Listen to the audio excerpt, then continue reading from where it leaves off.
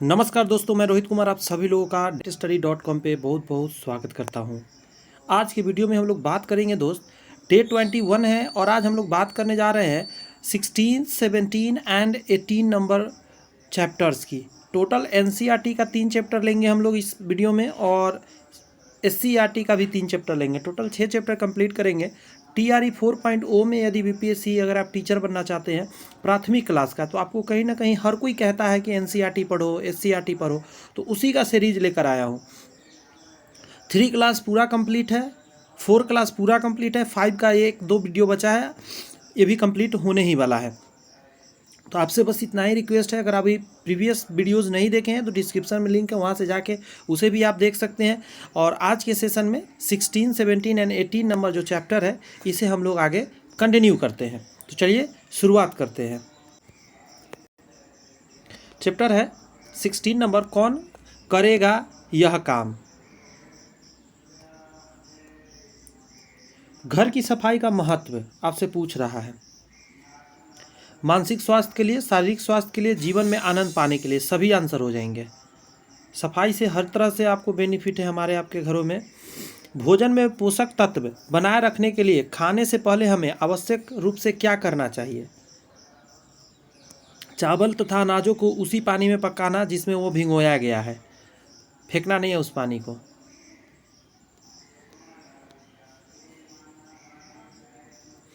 देखिए ये गलत है ना कि फलों एवं सब्जियों को काटने के बाद धोना, काटने से पहले धोना होता है, तो ये गलत है।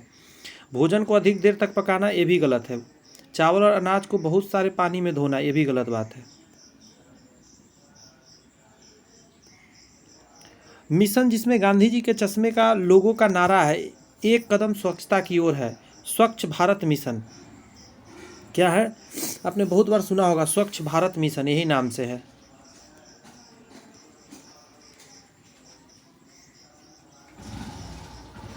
इन क्वेश्चन का जवाब दे।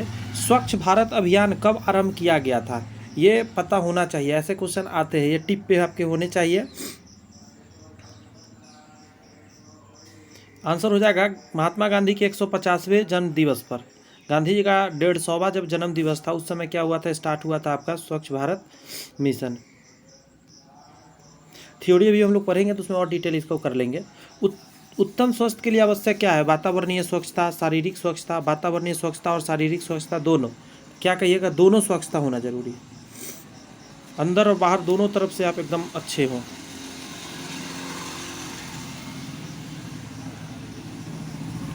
व्यक्तिगत स्वच्छता निम्नलिखित में से किसमें सहायता करती है। अगर हम व्यक्ति रूप से करते हैं तो इसको क्या बोलते हैं, आकर्षक व्यक्तित्व का निर्माण करता है और वैचारिक स्थायित्व प्रदान करता है। अगर हम स्वस्थ रहेंगे, मतलब साफ़ सुथरा रहेंगे, तो इससे हमारा विचार साफ़ सुथरा हो जाएगा और साथ में क्या है, आकर्षक दिखेंगे, अच्छे दिखेंगे। गांधी जी के आश्रम का क्या नाम था, तो बता पाएंगे आप, साबरमती आश्रम था। साबरमती के संग तूने कर दिया कमाल, ऐसा करके एक गाना है ना, कितना अच्छा लगता है सुनने में, वही गांधी जी का आश्रम के बारे में ही है। नेक्स्ट प्रश्न आपके सामने, थ्योरी ये रहा, सफाई से गंदगी और धूल के साथ साथ कीटाणु भी खत्म हो जाते हैं, जिसके परिणाम स्वरूप घर के अंदर हवा की गुणवत्ता बेहतर हो जाती है और ताजगी एहसास होती है। क्लियर है ना। आमतौर पर रसोई और बाथरूम पर विशेष ध्यान देने की आवश्यकता होती है। वे किसी भी घर में सबसे कीटाणु रहित स्थान में से एक माने जाते हैं। रसोई घर जो होता है और बाथरूम होता है, वहाँ कीटाणु का संख्या सबसे ज़्यादा होने की संभावना होती है। वहाँ सबसे ज़्यादा साफ सफाई एकदम होनी चाहिए। सफाई एक मजबूत प्रतिरक्षा प्रणाली का समर्थन करती है।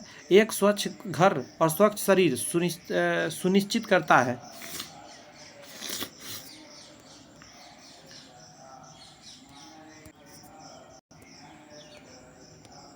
भिगोए हुए पानी में चावल या अनाज पकाने से आप खाना पकाने की प्रक्रिया के दौरान पानी में धुले पोषक तत्वों को भोजन में पुनः अवशोषित होने देते हैं।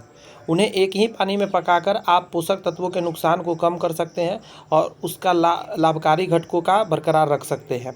इसलिए पानी जिसमें भिगोया जाता है उसी में क्या करना है, पकाना चाहिए। भिगोने की प्रक्रिया उन एंजाइमों को भी सक्रिय कर देती है जो एंटी पोषक तत्वों को तोड़ने में मदद करती है, देख रहे हैं, जिससे अनाज अधिक सुपाच्य हो जाता है और पोषक तत्वों की उपलब्धता भी बहुत बढ़ जाती है। महात्मा गांधी के अनुसार स्वच्छता का ईश्वर के बाद दूसरा स्थान है। देख रहे हैं, उन्होंने कहा स्वच्छता स्वतंत्रता से अधिक महत्वपूर्ण है। स्वच्छ भारत मिशन की शुरुआत गौर से सुनिएगा 2 अक्टूबर 2014 को भारतीय प्रधानमंत्री द्वारा किया गया था। बात आपको समझ में आया कुछ? 2 अक्टूबर 2014 को नरेंद्र मोदी जी ने क्या किया था, प्रधानमंत्री उस समय के स्टार्ट किया था, ताकि सार्वभौमिक स्वच्छता प्राप्ति करने के प्रयास को गति दी जा सके और स्वच्छता को सबके सामने और केंद्र में रखा जा सके। जब तक कोई बड़ा स्तर से स्टार्ट नहीं होता, आप जानते होंगे कि स्वच्छता नहीं अच्छा होता, लेकिन बहुत सुधार आ गया, बहुत ज़्यादा। मतलब खुले में शौच तो समझिए ख़त्म ही हो गया हम अपने देश से। स्वच्छ भारत मिशन का मुख्य लक्ष्य स्वच्छता के महत्व के प्रति लोगों को जागरूकता बढ़ाना है। एक मिशन जिसमें गांधी जी के चश्मे का प्रतीक चिन्ह और नारा है, एक कदम स्वच्छता की ओर और शामिल है, वह स्वच्छ भारत मिशन है। स्वच्छ भारत मिशन माइंड में रखिए इस चीज़ को। 2 अक्टूबर 2014 को स्टार्ट हुआ था। यहाँ भी दिया गया है, स्वच्छ भारत मिशन 2 अक्टूबर 2014 को नई दिल्ली के, गौर से सुनिए, नई दिल्ली के राजघाट महात्मा गांधी के 150वें जन्मदिवस पर शुरू किया गया था। राजघाट क्या है पता है आपको? महात्मा गांधी का जो डेड बॉडी है जहाँ पे डाला गया है, उसको राजघाट के नाम से जानते हैं। तो 2 अक्टूबर 2014 को नई दिल्ली के राजघाट महात्मा गांधी के 150वें जन्मदिन पर शुरू किया गया था। यह अभियान हमें यह महसूस कराने में मदद करने के लिए है कि स्वच्छता हर किसी का कर्तव्य और जिम्मेदारी है। इसका उद्देश्य खुले में शौच जाने पर रोक लगाना था। इसका उद्देश्य क्या था? खुले में जाने से शौच से रोक लगाना था कि भाई घर पे ही करो। सक्रिय होना और शारीरिक या मानसिक बीमारी से मुक्त होना व्यक्ति के उत्तम स्वास्थ्य को परिभाषित करती है। स्वच्छ हवा और पानी, स्वच्छता की स्थिति, हरित स्थान और सुरक्षित कार्यस्थल तक पहुँचे बनाकर लोगों के जीवन की गुणवत्ता में सुधार किया जा सकता है। इससे स्वस्थ जीवन शैली, कुछ बीमारियों से सुरक्षा, कम मृत्यु दर, रुग्णता पर दर, उत्पादकता में वृद्धि, मानसिक स्वास्थ्य में सुधार आदि कई चीज़ हो सकती है साफ सुथरा रहने से। स्वस्थ शरीर मानसिक और सामाजिक तंदुरुस्ती होती है, न कि केवल बीमारी से अनुपस्थिति। व्यक्तिगत और सामुदायिक स्वास्थ्य दोनों एक व्यक्ति के साथ साथ समुदाय की भलाई के लिए महत्वपूर्ण माना जाता है। व्यक्तिगत स्वास्थ्य में शामिल है संतुलित आहार, व्यक्तिगत स्वच्छता, स्वच्छ भोजन, जल का सेवन, नियमित व्यायाम और आदत बनाने वाले पदार्थों से परहेज, जिससे कि लत लग जाता है, जैसे नशा, गुटखा, पान बीड़ी, ये सब। गांधी जी ने स्वतंत्रता और साथ ही साथ समाज के उत्थान की सभी प्रमुख गतिविधियों का संचालन एक आश्रम से किया, जो कि साबरमती आश्रम के रूप में जाना जाता है। नेक्स्ट है कि अंत में 12 मार्च 1930 को नमक कानून को तोड़ने के लिए, गौर से सुनिए, 12 मार्च 1930 को नमक कानून तोड़ने के लिए दांडी यात्रा के लिए रवाना से पहले वह इस आश्रम में कई वर्ष तक रहे थे। यानी 12 मार्च 1930 को नमक कानून तोड़ने के लिए जब वो दांडी यात्रा पर गए थे, उससे पहले ये कई वर्ष तक गांधी जी यहाँ पे रहे थे।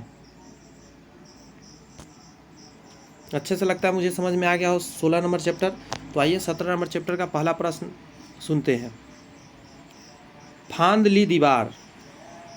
पहला प्रश्न कुछ इस प्रकार है कि 776 मतलब 776 ईसा पूर्व में सर्वप्रथम आयोजित पहला और एकमात्र ओलंपियाड था। बताइए, इतना समय पहले, वो भी ईसा पूर्व, कौन सा ओलंपियाड था भाई? तो नाम है इसका द स्टेट। क्या नाम है?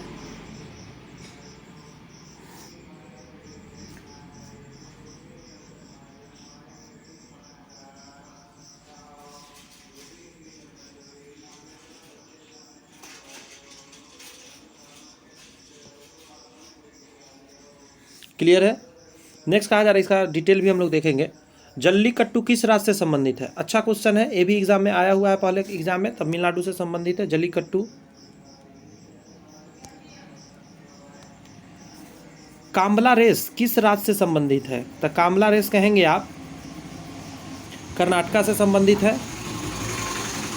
कालारिये पयट्टू, कालारी पयट्टू जो है किस राज्य से संबंधित है? तो आप आंसर देंगे केरल से।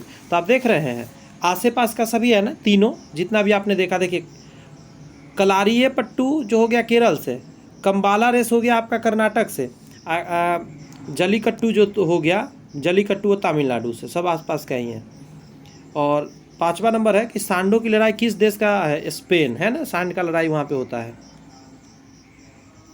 आइए अब थ्योरी पढ़ते हैं। थ्योरी में कह रहा है कि प्राचीन ओलंपिक खेलों का पहला लिखित रिकॉर्ड 776 ईसा पूर्व का है, जब कोरोएबस नाम के एक रसोइये ने पहला ओलंपिक चैंपियन बनने के लिए आधुनिक स्टेडियम की मूल कहे जाने वाले 192 मीटर के फ्रूटेस को जीता। ठीक है, 192 मीटर के फ्रूटेस को जीता। आगे और सुनिए ज़रा।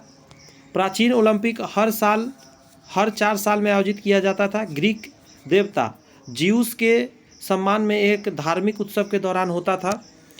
पैर की दौड़, जिसे स्टेडियम के रूप में जाना जाता है, 724 ईसा पूर्व तक ओलंपिक में पहली और एकमात्र घटना मानी जाती है। बहुत पहले की बात है। अब इसको समझिए। जलीकट्टू बैल यानी सांड को नियंत्रित करने का खेल है, जो तमिलनाडु में पोंगल त्यौहार के दौरान खेला जाता है। पोंगल जब होता है तमिलनाडु में, उस समय क्या होता है? जलीकट्टू बैल खेला जाता है, जिसमें बैल को कंट्रोल किया जाता है। जलीकट्टू में बैल को नियंत्रित किया जाता है। इसे नियंत्रण करने वाले व्यक्ति को एक निश्चित दूरी तक या 3 बार बैल कूदने तक उसकी पीठ पर रहना पड़ता है कि बैल उसको नीचे गिराए नहीं। रिक्सी बहुत गेम है सब। कांबला रेस या भैंस रेस कर्नाटक का पारंपरिक खेल है। यह खेल कीचड़ में आयोजित किया जाता है। यह खेल कर्नाटक के मंगलुरु और उडुपी तटीय क्षेत्र में काफ़ी लोकप्रिय है। तो याद रहेगा कहाँ का है ये? कांबला रेस यानी भैंस रेस, यह है कर्नाटक का। जलीकट्टू था तमिलनाडु का। कलारीपट्टू केरल की पारंपरिक मार्शल आर्ट है। इस खेल को कलारी के नाम से भी जाना जाता है।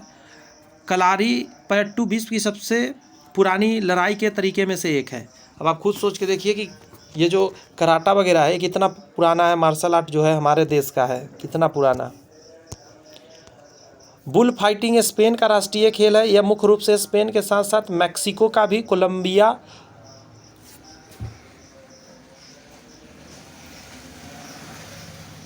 इक्वाडोर और वेनेजुएला जैसे देश का प्रचलित है। स्पेन खेल मैक्सिको का भी, कोलंबिया, इक्वाडोर और वेनेजुएला जैसे देशों में भी प्रचलित है। तो अभी तक 2 लेसन हम लोगों ने अच्छे से कंप्लीट किया। पहले क्वेश्चन किया, फिर जाके उसका थ्योरी किया। अब हम लोग करेंगे 18 नंबर लेसन, जाए तो जाए कहाँ? कहाँ जाए भाई? आइए अब देखते हैं कहाँ जाना है। पेरियार नदी पर बना बांध डैश है, तो इसको बोलते हैं मुल्ला पेरियार बांध। क्या बोला जाता है? मुल्ला पेरियार बांध। ये पेरियार नदी पर है। जब हम एक स्थान से दूसरे स्थान पर स्थानांतरित करते हैं तो हमें किन समस्याओं का सामना करना पड़ता है? सोचिए, जवाब दीजिए। एक नई नौकरी प्राप्त करने के लिए परेशानी, एक स्वच्छ स्कूल ढूंढने में परेशानी, सामान पैक करें और यात्रा के लिए बुकिंग करना होता है, यानी 4 नंबर आंसर हो जाएगा, 1 से ज़्यादा आंसर हो जाएगा। ये सारी परेशानी झेलनी पड़ती है। वे कौन से विभिन्न कारक हैं जिसके कारण लोग एक स्थान से दूसरे स्थान पर चले जाते हैं? तो आंसर क्या हो जाएगा?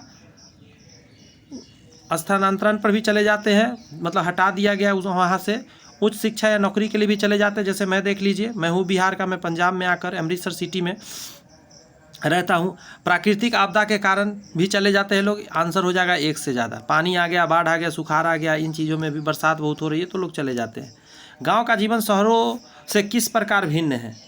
तो आंसर हो जाएगा गांव के लोगों का जीवन शांतिपूर्ण होता है और शहर में हमेशा कोलाहल, चिड़चिड़ाहट रहती है।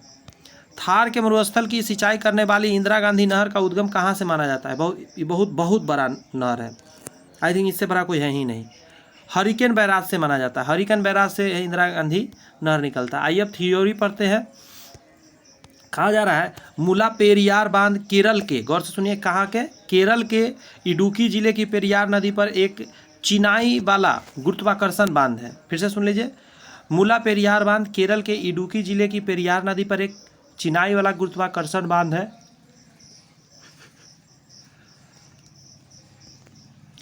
यह कोचीन से 150 किमी दक्षिण पूर्व में स्थित है। भारत के केरल के इडुक्की जिले में थेगडी में पश्चिमी घाट की इलायची पहाड़ियों का समुद्री तल से 881 मीटर यानी कि 2890 फीट ऊपर स्थित है। केरल में जल विद्युत का सबसे बड़ा स्रोत इडुक्की बांध पेरियार नदी पर बना हुआ है। यहीं से जल विद्युत भी पैदा होती है। मूल स्थान को बाहर जाने वाले लोग को कठिनाई का सामना करना पड़ता है। पहला है कि सामान पैक करना और उसके बाद अनपैक भी करना। जिन शहर या क्षेत्र में वे स्थानांतरित हुए हैं वह नया घर ढूंढना, स्थानीय वातावरण से तालमेल बिठाने में कठिनाई का सामना करना पड़ता है। मैं यहाँ आया, पंजाबी भाषा समझ में नहीं आ रहा था, दिक्कत हो रहा था। परिवार कठिन होगा क्योंकि यह ज्ञात नया स्थान है, वहाँ पे हमें हर चीज़ में दिक्कतें आएंगी।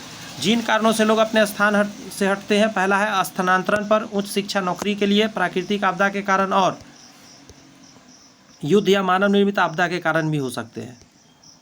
नेक्स्ट टॉपिक है कि गांव में लोगों की जीवन शांतिपूर्ण होती है, उन्हें चहचहाट सुनने का समय मिलता है। पक्षी और बहती नदी की कलकल ध्वनि और वे एक बड़े परिवार की तरह एक साथ रहते हैं। जबकि शहर के लोग बहुत व्यस्त जीवन जीते हैं, उन्हें एक दूसरे से मिलने जुलने का अवसर भी नहीं मिलता है, और मिलता भी है तो लोग उतना मिलना नहीं चाहते क्योंकि खर्च होगा, और शहर में खर्च नहीं करना चाहते लोग कि इतना खर्च कैसे करें, इनकम कम है, खर्च ज़्यादा नहीं हो पाएगा। शहरी जीवन बहुत भीड़ भाड़ वाला और शोर शराबा वाला होता है। इंदिरा गांधी नहर भारत की सबसे लंबी नहर है। इस नहर का उद्गम सतलज नदी और ब्यास नदी के संगम पर पंजाब में स्थित हरिकेन बैराज से होता है। यानी ये तो क्लियर हो गया कि दो नदी, सतलज नदी और ब्यास नदी का एक संगम है, पंजाब में स्थित है, वहीं हरिकेन बैराज से इसका उद्गम माना जाता है। यह नहर राजस्थान में हनुमानगढ़ में प्रवेश करती है। ये भी जगह याद रखिए, हनुमानगढ़, ये एग्जाम में पूछा हुआ है कि कहाँ प्रवेश करती है, तो हनुमानगढ़ में। इंदिरा गांधी फीडर के अंतिम भाग से 445 किमी लंबी इंदिरा गांधी मुख्य नहर शुरू होती है। इंदिरा गांधी फीडर के अंतिम भाग से 445 किमी लंबी इंदिरा गांधी नहर मुख्य नहर से शुरू होती है। श्री गंगानगर और बीकानेर जिले से गुजरती है और जैसलमेर के मोहनगढ़ में समाप्त हो जाती है। नहर को पहले राजस्थान नहर के रूप में भी जाना जाता था, बाद में इसका नाम बदल के इंदिरा गांधी नहर के रूप में रख दिया गया। तो यहाँ पे 3 चैप्टर हम लोगों ने अच्छे से कर लिया। अब जो 3 चैप्टर हम लोग करेंगे वो 3 चैप्टर होगा हमारा, बताइए क्या चीज़ का होगा? जी हाँ, आप सही बोले, SCERT का हम लोग अब करेंगे।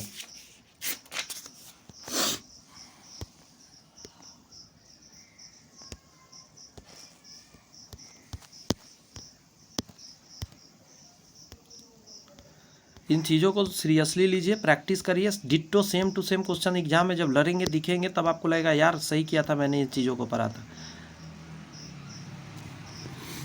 16वां लेसन से हमें शुरू करना है, तरह तरह के व्यवसाय। पहला ये रहा आपके सामने प्रश्न, केंद्रीय शहरों से आसपास के क्षेत्र में छोटे समुदाय तक लोगों की आवाजाही को क्या कहा जाता है? तो आप कहेंगे उसको कहा जाता है उपनगरीकरण। क्या कहा जाता है? उपनगरीकरण। डैश शब्द का प्रयोग मनुष्य और उनके भौतिक वातावरण के बीच संबंध को संदर्भित करने के लिए किया जाता है। तो आंसर हो जाएगा आपको मानव पारिस्थितिकी। मानव पारिस्थितिकी बोला जाता है इसको। नेक्स्ट है डैश एक स्वनिहित इकाई है जहां सदस्य अपनेपन की भावना और एक सामान्य क्षेत्रीय आधार साझा करते हैं। तो आंसर क्या हो जाएगा? इसको समुदाय बोलते हैं। सही बात है। मनरेगा में ग्राम पंचायत की क्या भूमिका होती है? ग्राम स्तर पर कार्यान्वयन का निगरानी करना। सही बात है, ग्राम स्तर पर जो भी कार्य होता है उसका निगरानी वो करते हैं। पहला तो सही निकला। काम की मांग का आंकलन करने के लिए समय समय पर सर्वेक्षण करना, यह भी सही है। जॉब कार्ड जारी करना, यह भी सही, यानी आंसर इसका 4 हो जाएगा, 1 से अधिक आंसर हो जाएगा। ग्रामीण क्षेत्रों में किसके द्वारा विद्युतीकरण को बेहतर और सस्ती दरों पर किया जा सकता है? तो आंसर क्या हो जाएगा? सौर ऊर्जा द्वारा। सौर ऊर्जा लगा दीजिए, बिजली सस्ता भी होता जाएगा और बार बार उसमें बदलाव भी नहीं होता है। उपनगरीकरण समकालीन शहर के विकास और स्थानिक पुनर्गठन का वर्णन करने के लिए एक शब्द है। कॉम्पैक्ट शहर से बाहर विकास जनसंख्या, आवास स्थान और वाणिज्य और औद्योगिक गतिविधियों के नए कम घनत्व वाले बस्तियों के प्रभाव का परिणाम भी होती है। नेक्स्ट पॉइंट में कह रहा है मानव पारिस्थितिकी अपने वातावरण के साथ मनुष्य के अंतः क्रियाओं का अध्ययन या मनुष्य के वितरण और बहुयात का अध्ययन है। मानव पारिस्थितिकी तंत्र और मानव सामाजिक प्रणाली के मध्य के प्रभाव को एक श्रृंखला के रूप में मानव गतिविधियों के परिणाम का विश्लेषण करता है।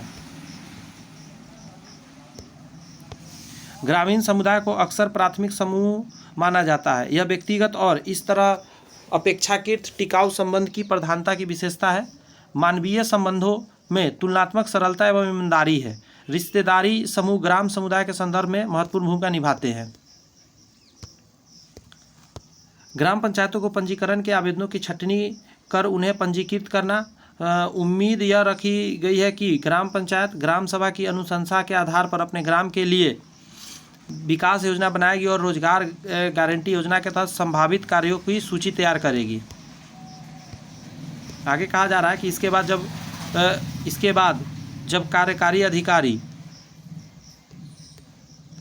परियोजनाओं की स्वीकृति देगा तो ग्राम पंचायत उन्हें क्रियान्वयन भी करवाएगी। रोजगार गारंटी योजना के तहत ग्राम पंचायत द्वारा क्रियान्वयन कराए गए सभी कार्यों की निगरानी की जिम्मेदारी होती है। ग्राम सभा तथा कार्यक्रम अधिकारी की होगी। ग्राम सभा और जो कार्य करवाया उस अधिकारी का जिम्मेदारी कि उसको देखना।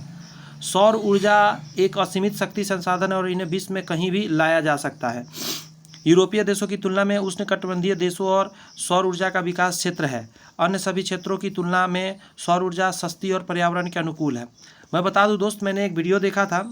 उस वीडियो में मैं आपको क्लियर कट बता देना चाहता हूं कि ऐसा देश है जहां 6 महीना तक प्रकाश ही नहीं आती है, पूरा अंधेरा अंधेरा रहता है। वहाँ के लोग क्या कर रखे हैं, हर जगह बड़े बड़े स्टोरेज बना रखे हैं, जहाँ पे जब प्रकाश आती है तो सौर प्लेट के माध्यम से बिजली को इकट्ठा स्टोर कर लिया जाता है और बाद में अंदीना में उसका यूज होते रहता है बहुत लंबे समय तक। हर एक स्ट्रीट पे, हर एक रास्ते पे लाइट लगा हुआ है, लगता ही नहीं है, कोई परेशानी होने ही नहीं देते वहाँ पे लोग। थोड़े समय और कम लोगों की मदद से इसकी स्थापित किया जा सकता है। अब हम लोग करेंगे चैप्टर नंबर 17 नंबर चैप्टर को आइए शुरू करते हैं। जी हाँ, सेशन आपको कैसा लग रहा है कमेंट्स में ज़रूर बताइएगा। कमेंट्स पढ़ के मुझे बड़ी खुशी मिलती है और कहाँ से आप देख रहे हैं ये भी ज़रूर बताइएगा, मुझे एक आइडिया लगेगा कहाँ से आप लोग वीडियो देखते हैं हमारे। रायपुर वाले चाचा की शादी, आइए शादी में हम लोग चलते हैं। पहला प्रश्न आपके सामने स्क्रीन पर ये रहा,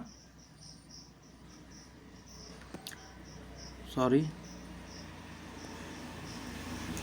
कि वह पर्यटन जो अपने वर्तमान और भविष्य के आर्थिक, सामाजिक और पर्यावरणीय प्रभावों का पूरा ध्यान रखता है, आगंतुकों, उद्योग, पर्यावरण और मेजबान समुदाय की ज़रूरतों को संबोधित करता है, क्या कहलाता है?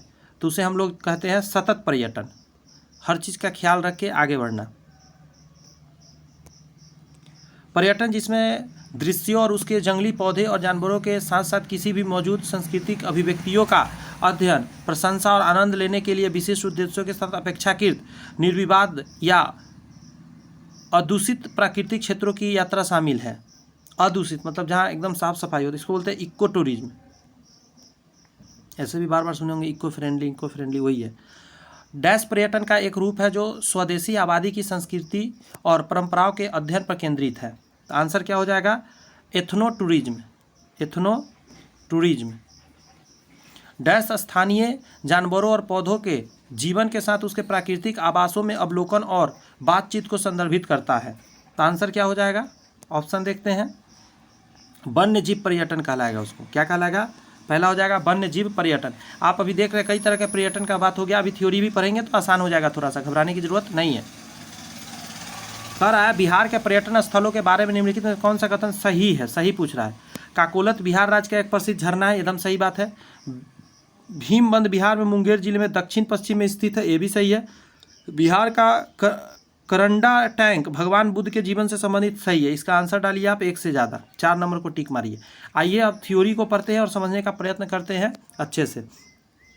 विश्व पर्यटन संगठन सतत पर्यटन जो अपने वर्तमान और भविष्य के आर्थिक, सामाजिक और पर्यावरणीय प्रभावों को पूरा ध्यान रखता है, आगंतुकों, उद्योग और पर्यावरण और मेजबान समुदायों की जरूरतों को संबोधित करता है के रूप में परिभाषित करता है। इको टूरिज्म यह पर्यटन है जो पर्यावरण और स्थानीय समुदाय के बारे में जागरूकता पर केंद्रित है।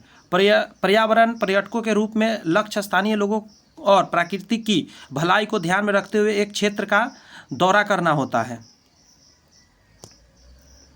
नेक्स्ट है कि इक्वाटोरिन के 3 मुख्य विशेषताएं को इस प्रकार परिभाषित किया जा सकता है। प्राकृतिक आधारित, ठीक है, पर्यावरण की दृष्टि से शिक्षित और अस्थायी रूप से प्रबंधित किया जा सकता है।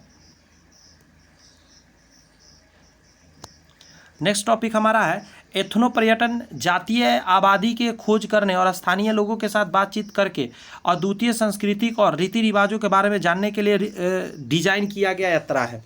मूल लोगों और उनके जीवन के तरीके को समझने और अनुभव करने के लिए जातीय पर्यटन विश्व भर में बहुत ही ज़्यादा महत्व रखती है। बहुत सारे संस्थान होते हैं, एनजीओज होते हैं, वो ये ऐसे सर्वे कराते रहते हैं। भारत में वन्यजीव पर्यटन भारत की पुष्प और जीव विविधता के संरक्षण, प्रचार और प्रदर्शन में बहुत महत्वपूर्ण भूमिका निभाती है।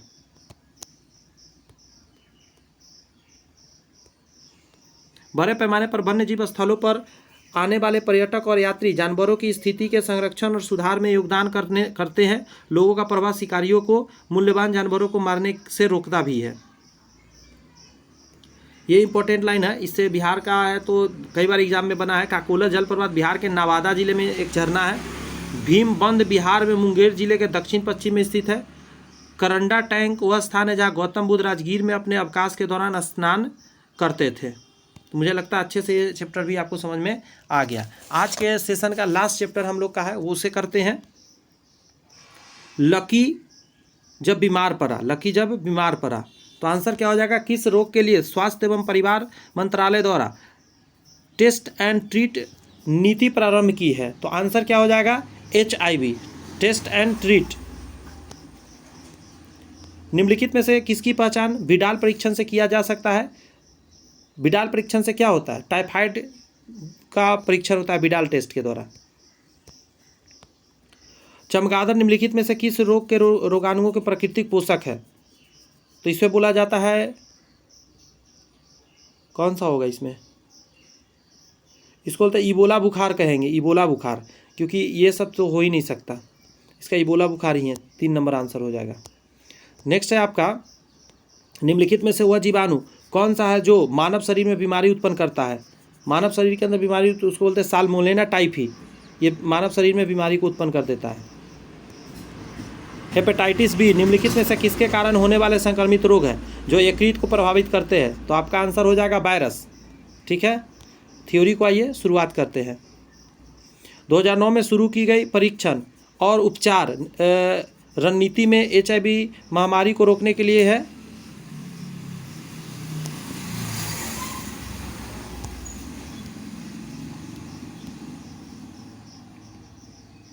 कहा जा रहा है 2 प्रमुख दृष्टिकोण शामिल है। प्रारंभिक और नियमित HIV परीक्षण और HIV संक्रमण से पीड़ित व्यक्तियों के लिए CD4 गिनती की परवाह किए बिना तत्कालिक एंटीरेट्रोवायरल थेरेपी, जिसको ART प्रदान कहा जाता है, शुरू करना होता है। विडाल परीक्षण एक सामान्य रक्त परीक्षण है जो कि टाइफाइड संक्रमण जांच के लिए किया जाता है। इसका विकास 1896 में हुआ और इसका आविष्कारक जॉर्जेस फर्नांड विडाल के नाम से नामकरण किया गया। समझ रहे हैं? यह टाइफाइड या बरूसिलोसिस के लिए एक परोक्ष समूह के परीक्षण किया जाता है। कई तरह के इसके अंदर टेस्ट होते हैं, मेरा हुआ है तो मैं जान रहा हूँ। इबोला चमगादड़ों के कारण होने वाला रोग है। इबोला वायरस रोग कभी कभार फैलने वाले जानलेवा बीमारी है जो मुख्य रूप से अफ्रीकी महाद्वीप में होता है। इबोला वायरस जंगली पशुओं से लोगों में फैलता है और मानव जनसंख्या में मानव संरक्षण के माध्यम से भी फैलता है। एक मानव से दूसरे मानव में भी इबोला वायरस फैलता है। यह मानव से मानव संरक्षण के माध्यम से फैलता है। यह पहली बार 1976 में अफ्रीका में इबोला नदी के पास खोजा गया था। लक्षणों में बुखार, थकान था, मांसपेशियों में दर्द, उल्टी आदि शामिल हो गया था। आगे कहा जा रहा है कि साल्मोनेला टाइफी बैक्टीरिया टाइफाइड बुखार उत्पन्न करता है जो कि एक संभावित घातक बीमारी है। बैक्टीरिया के संक्रमण से पैराटाइफाइड बुखार होता है जो घातक हो सकता है। विश्व भर में हर साल 11 से 21 मिलियन लोग टाइफाइड और पैराटाइफाइड बुखार से पीड़ित हो जाते हैं। सोचिए कितना ज़्यादा मात्रा में। नेक्स्ट कहा जा रहा है टाइफाइड बुखार और पैराटाइफाइड बुखार खतरनाक पानी, भोजन और स्वच्छता क्षेत्र में सबसे अधिक प्रचलित है? ये गलत है, अस्वच्छता वाले क्षेत्र होगा जहाँ ये सब चीज़ का। अच्छा, खतरनाक पानी, खतरनाक भोजन, खतरनाक स्वच्छता वाले क्षेत्र, ऐसा कहना चाह रहा है, ये लगता है। मतलब जहाँ पानी वानी गंदगी से ही फैलता है। हेपेटाइटिस बी वायरस HIV के कारण होने वाले एक उच्च रोकथाम योग्य यकृत रोग है। HBV, सॉरी HIV में बोल दिया था, सॉरी। HBV के कारण लीवर में सूजन आ जाती है और यह उसे ठीक से काम करने से रोकता है।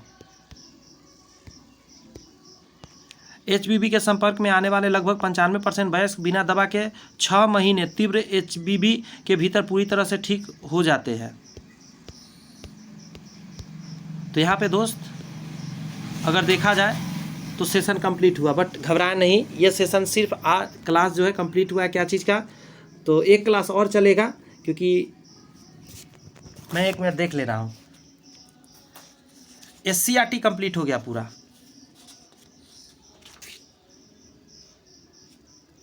कंप्लीट कर दूं क्या? उसका 2 चैप्टर बचा हुआ है। नहीं, 18 है, 19 है, 20 है, 21 22 भी है। एक क्लास और भी चलेगा आपको, तो उसमें हम कंप्लीट करा देंगे सिर्फ NCERT, क्योंकि SCRT तो कंप्लीट हो गया। तो कैसा लगा सेशन कमेंट्स करके बताइए जरूर। आज का सेवा इतना ही है, मिलते हैं नेक्स्ट वीडियो में। All the best, bye bye, thank you.